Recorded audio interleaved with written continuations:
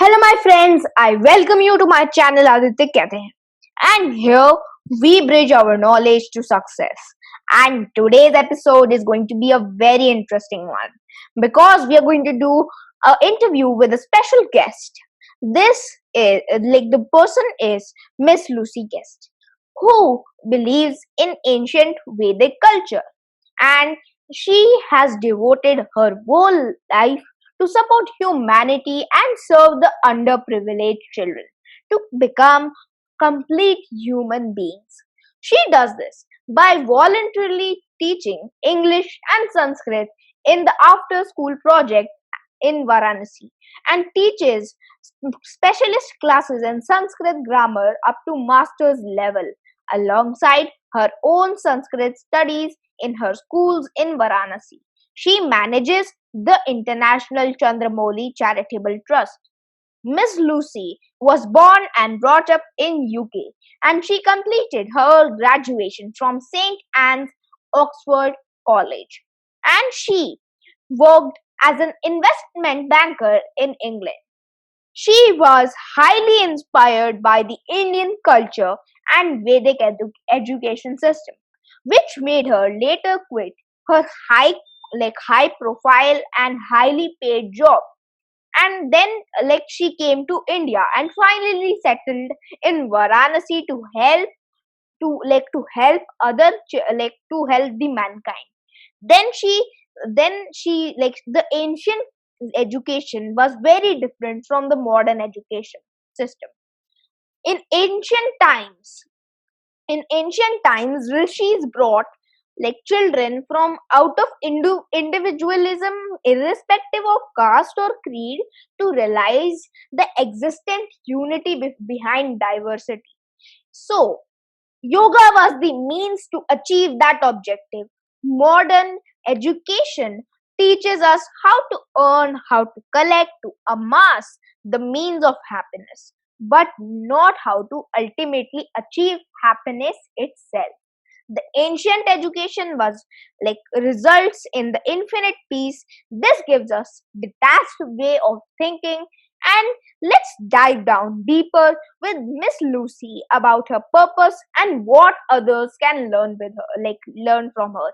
She is also launching the Kashi Yoga Festival in October month this year to benefit larger mass from her charitable activity. So stay tuned till the end.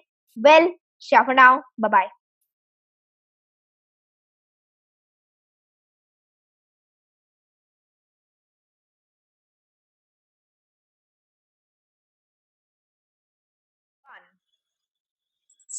So, hello, my friends. This is Miss Lucy, and I welcome you to my interview for today. And well, let's begin with the interview. The first question I have for you is that please, please tell us about your purpose and your mission in life.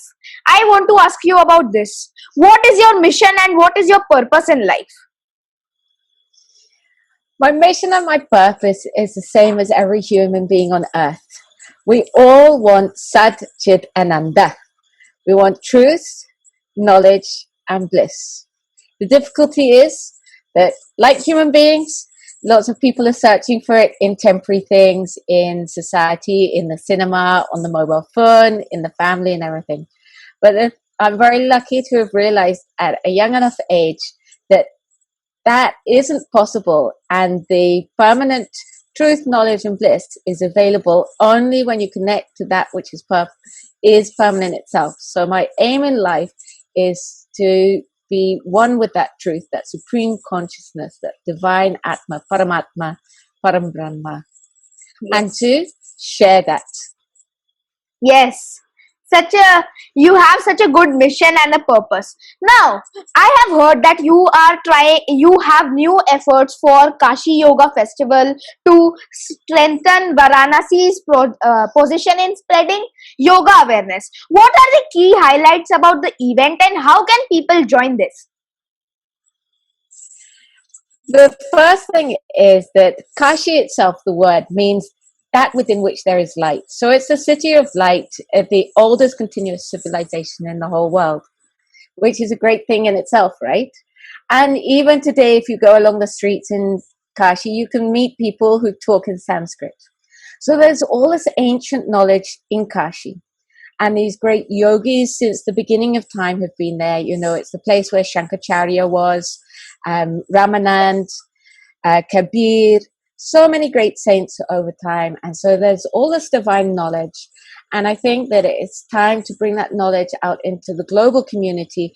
Everyone in India knows about Kashi's special place. It's not even considered to be on earth in the world. But now I think it's time to take it out to the global community, share it with all our friends. We've got teachers coming from all around the world. There's 34 different events over 2 days, split over 2 rooms, everything recorded. And we hope that people will be joining us all the way from Australia, all the way up to LA. We've priced it so that tickets are very cheap. So for Indian people, it's only 400 rupees for a ticket, including getting all of the recordings as many times as you like after the event. And for international people, only $25. So we've set up a website, kashiyogafestival.org, and there's a ticketing site on there. We've also, a lot of us have got our Facebooks. My own Facebook is Divya Prabha or H. Lucy Guest. There are links there as well. And International Chandramouli Charitable Trust is a registered NGO in Varanasi, which will be benefiting from the proceeds. We have underprivileged children from all over the country in our Gurukul. We've got 420 children and women in our day schools, evening schools, and women's project. So they'll be the ones benefiting. So we hope to have lots of visitors at the online festival, which is on the 17th and the 18th of October. Okay. And you yourself, your family's involved too. Yes.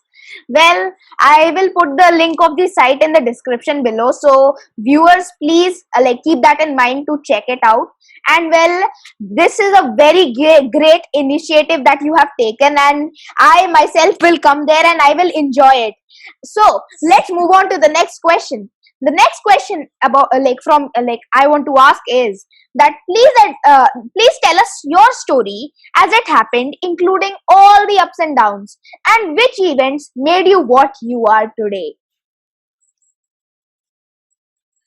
I'm very lucky that from childhood, education has been something that everyone around me placed a lot of emphasis on. So I got like a really, really good education when I was a kid. But there are things in my life that are like landmarks. One of them was when I was 5 years old, much younger than you are even now. When I was 5, I remember thinking that I'm not going to get married. And I remember my grandparents like patting me on the head and said, "Do you know what marriage is?" And I said, "No, but I'm not going to be doing that." Another thing is that when I was 10, I remember saying that I'm going to study at Oxford University. And my father's father, so my paternal grandfather, I remember him looking at me and kind of like laughing. He said, "Do you know what university is, my dear?" And I said, "No, not really, but I know I'm going to go to Oxford University. That's where I'm going to study." And sure enough, that is where I went to study. Through time, I've always had like great mentors. I had at a boarding school a great mentor, Dr. David Lincoln, who really understood me very well and explained to my parents that I wasn't like other girls in my class. You know, there was something different about me. He said, "You'll find her just doing the unexpected, and you've got to learn that that's what she's going to do." And my first day at Oxford, I remember thinking, I felt empty inside, and all of this study that I had done to go to Oxford, just like students who want to go to an IIT, I think that's the thing in the world. Yes. My first day at Oxford, I felt completely empty, nothing. And I realized that Oxford wasn't the thing that is going to give me that inner peace. So I then strove, competitively. I played 5 university sports at university. I went and got this amazing career in what we call the city in London, working on the stock exchange in London and Wall Street in New York for American investment banks. And I just realized that you have like everything in your hands, but you still feel empty. It's not, there's Yes. nothing in the world that can fill that empty space. And that's what took me to meditation. And I went there, and in one day it was just like, that's what I've been looking for. And I had this complete sense of completeness for the first time in my life.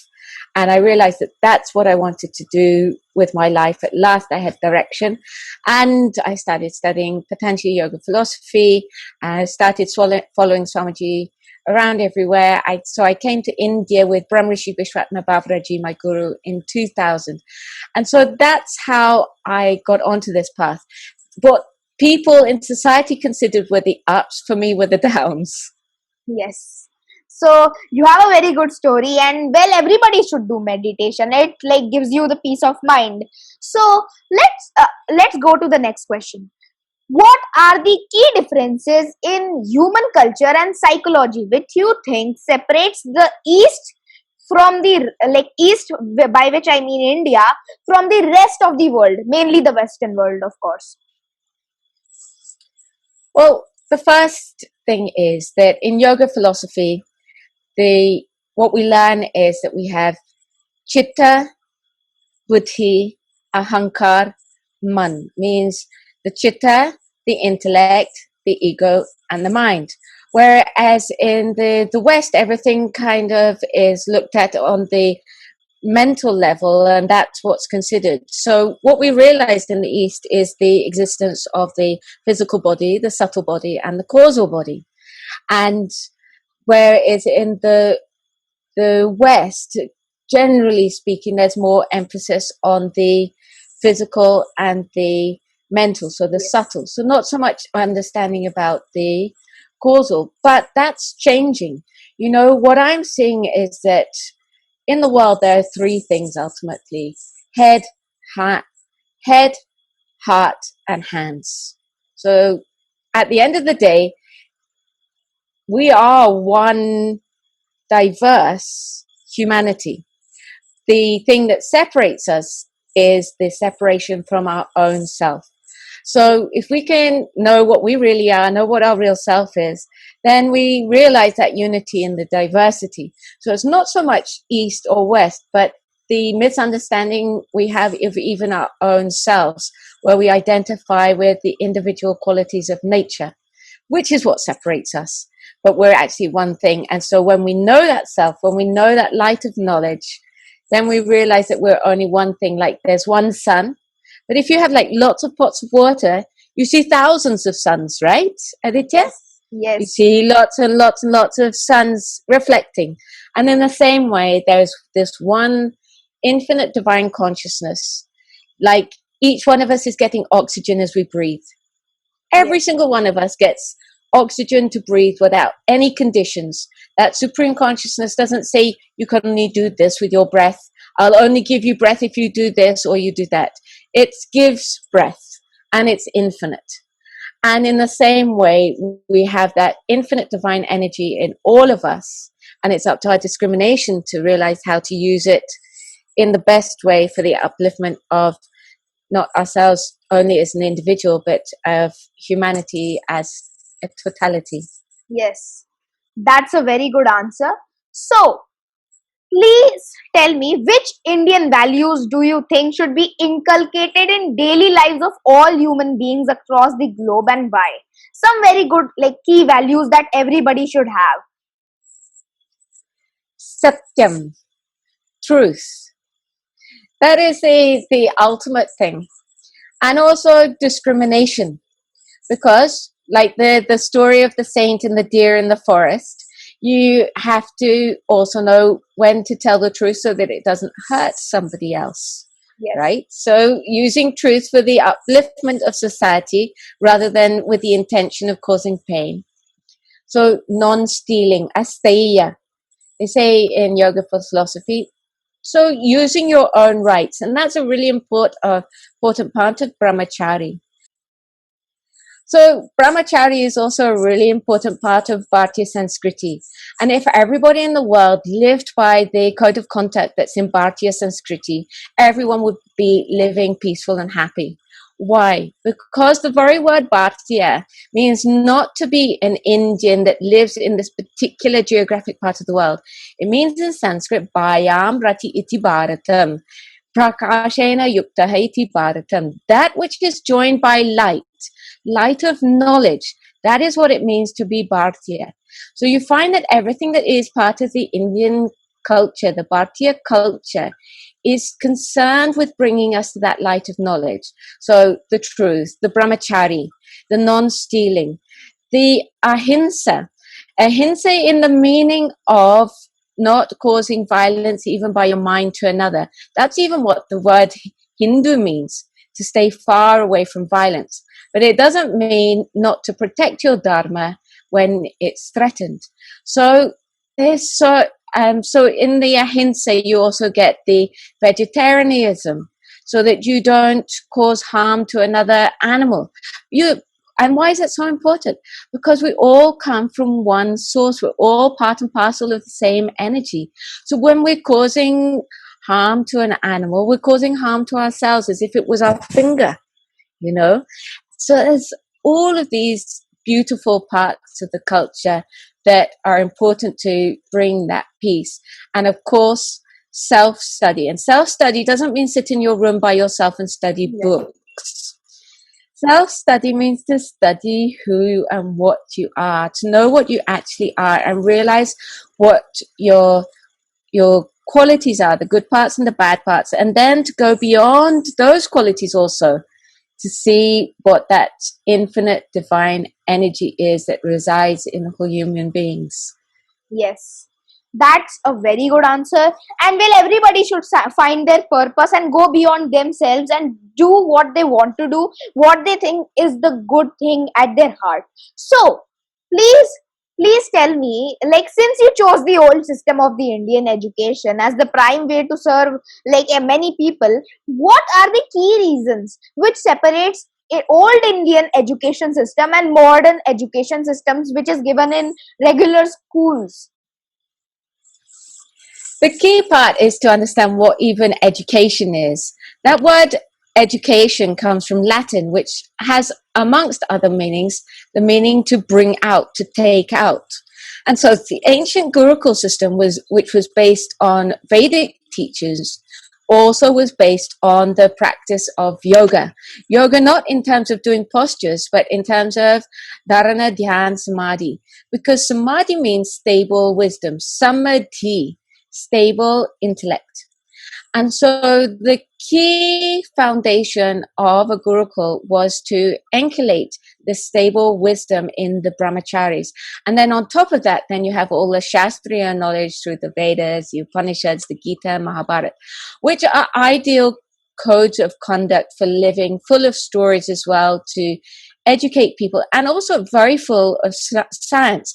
And when you have a stable intellect and you have the ability to have that one-pointed focus, this is the perfect quality for a scientist also, because they'll be able to discover the truth of whatever it is that they concentrate on. And that is what the foundation of the Gurukul system was, which benefited all people in all parts of the society. It was for everyone.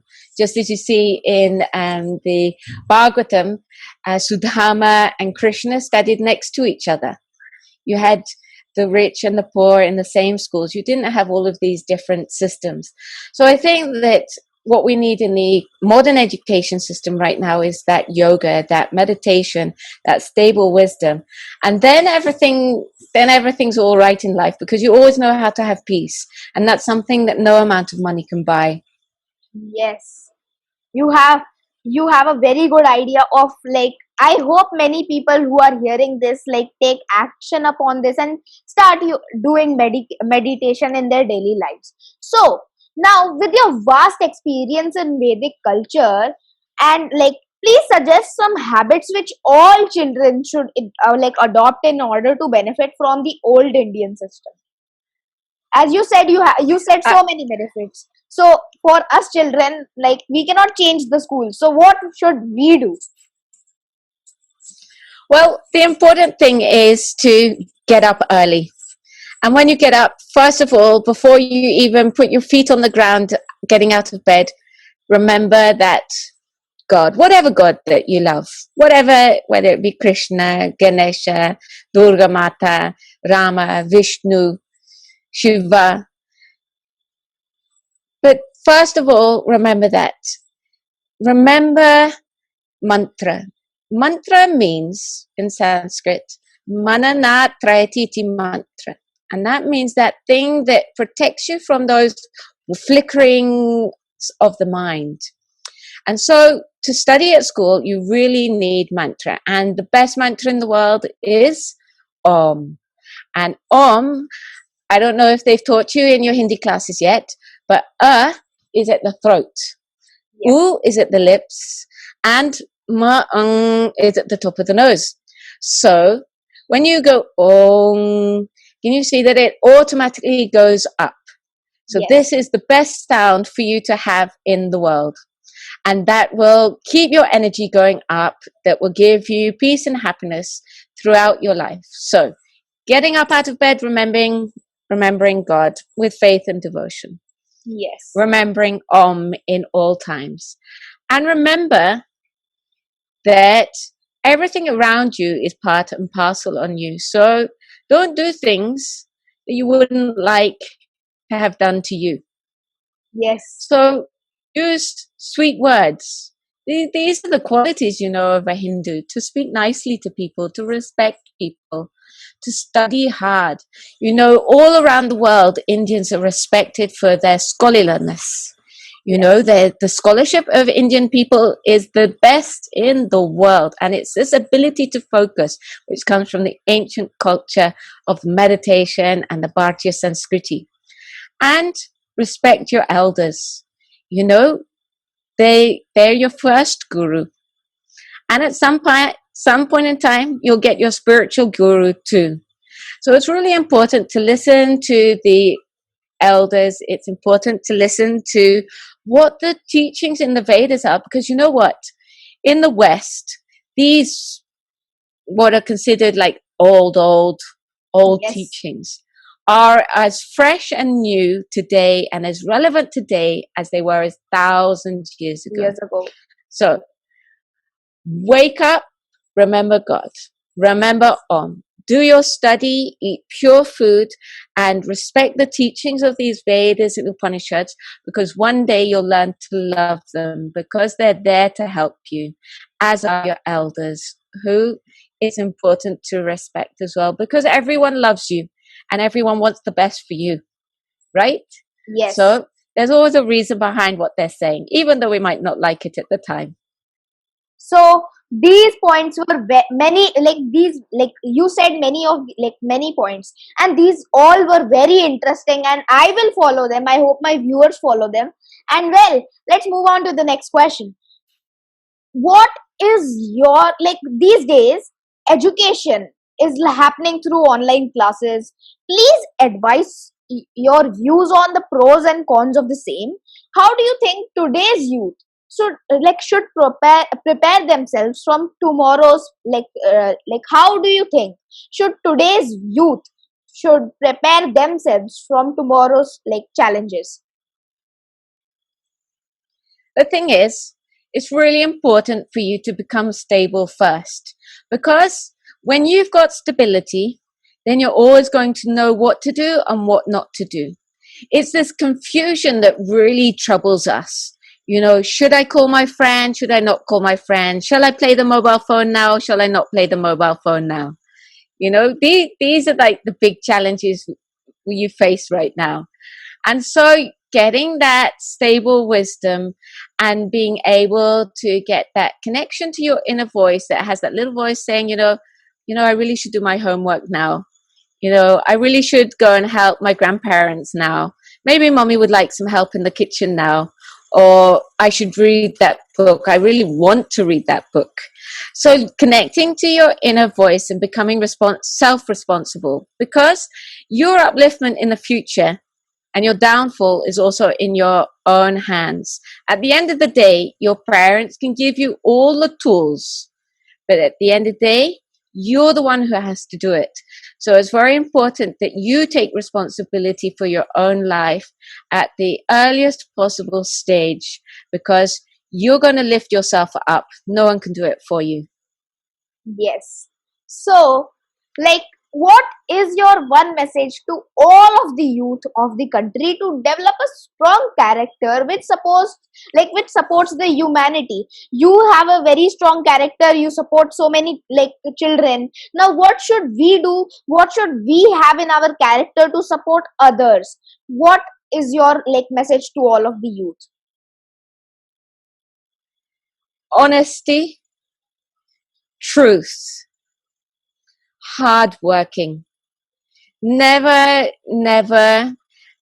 running away from your responsibility, and having that sense of community for all people without discrimination for different age groups or colors or caste or countries, whatever it is. Everybody is a human at the end of the day, and help the humanity for their upliftment in spirituality. Bring everybody together. Yes. Well, By bringing yourself inside together. yes. Well, now please advise how our viewers can associate or help in any way to your mission. We have got 420 children and women in Varanasi. 50 of them are in our residential Gurukul, 150 are in our primary and pre-primary day school, and 170 in our evening school. We need teachers, food, and of course electricity, clothes, etc. And there's many ways to do that. You can send us food, or you can send us donations on our website, chandramouli.org/donation.php, or we also have an international link. You can also volunteer for us. Perhaps you'd like to help us with some of our administration work. Perhaps you'd like to teach some classes online, do some workshops for us. So we either send us food directly, if you can help us with our monthly costs through donations, or volunteer time. And the most important of all is send your nourishing love with your positive vibrations to the universe that you like this project, and then the universe will take care of whose hands those things are going to come from. Yes. So the most important thing you can send us is moral support. Yes, actually, you and many of your subordinates are doing a great work with helping all these children. So I hope that our viewers can help in any sort of way. So let's move on to the next question. Lastly, please tell us one story which touched you and can inspire millions to join in your leadership work.